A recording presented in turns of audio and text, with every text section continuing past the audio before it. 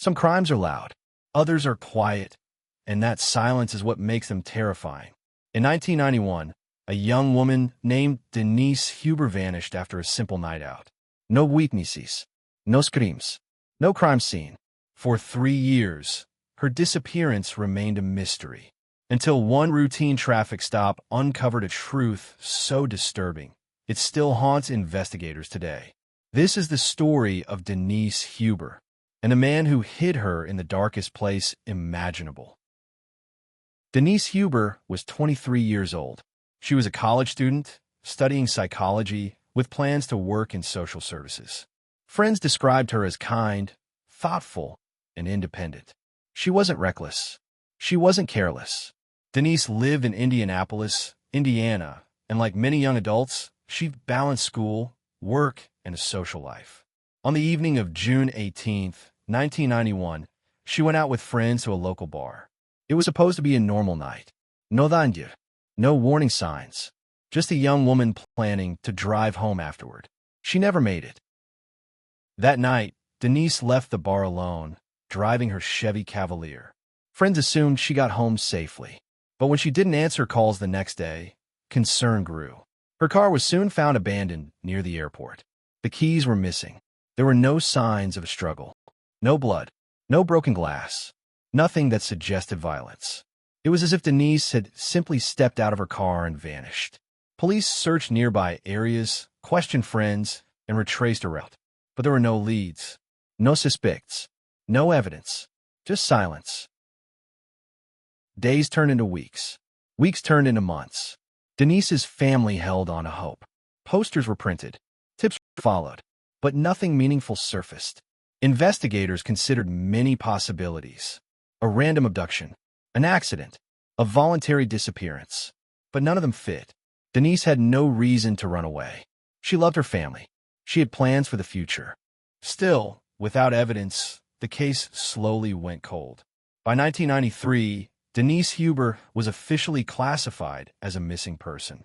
What no one knew was that the answer had been sitting in plain sight, rolling down highways across the country.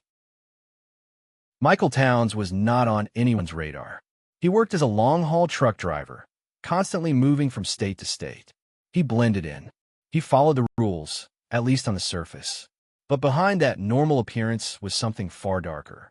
Towns had a violent history. He had been arrested before for sexual assault. He had anger issues, and he had a deep desire for control. The night Denise disappeared, Towns was driving through Indiana. Their paths crossed by chance, and that chance turned deadly. Sometime after Denise left the bar, Towns encountered her on the road. Investigators later determined that he forced her off the road, likely using his truck to intimidate her. Once she stopped, he abducted her. What happened next was not immediate. Towns kept Denise alive. He restrained her inside a semi-truck, holding her captive for days. She was assaulted. She was terrified. She was isolated, and no one knew where she was. Eventually, Towns strangled Denise, killing her. But the most disturbing part was what he did afterward. Instead of disposing of her body, Towns placed Denise's remains inside the sleeper compartment of his truck. Not buried, not hidden in a forest. She was stored inside the truck he continued to drive for years. For 3 full years, Michael Towns hauled freight across the country, with Denise Huber's body just feet behind him. Gas stations, truck stops, highways, all while carrying a secret no one could imagine. In September 1994, Towns was stopped by police in North Carolina for a routine inspection. At first, everything seemed normal, but officers noticed a strong, foul odor coming from the truck. When they searched the sleeper compartment, they found a locked toolbox. Inside were human remains. Dental records confirmed the identity. After 3 years of uncertainty, Denise Huber was finally found. The relief was mixed with horror. Michael Towns was arrested immediately. At first, he denied everything. Then the evidence closed in. Eventually, he confessed. He admitted to abducting Denise. He admitted to holding her captive. He admitted to killing her. During the trial, prosecutors laid out a chilling narrative of calculated violence and total lack of remorse. Towns showed no emotion. In 1996, he was convicted of murder. He was sentenced to life in prison without parole. Justice came late, but it came. Denise Huber was not just a victim. She was a daughter, a student, and a young woman with a future stolen too soon. Her killer tried to erase her. Instead, he ensured her story would never be forgotten.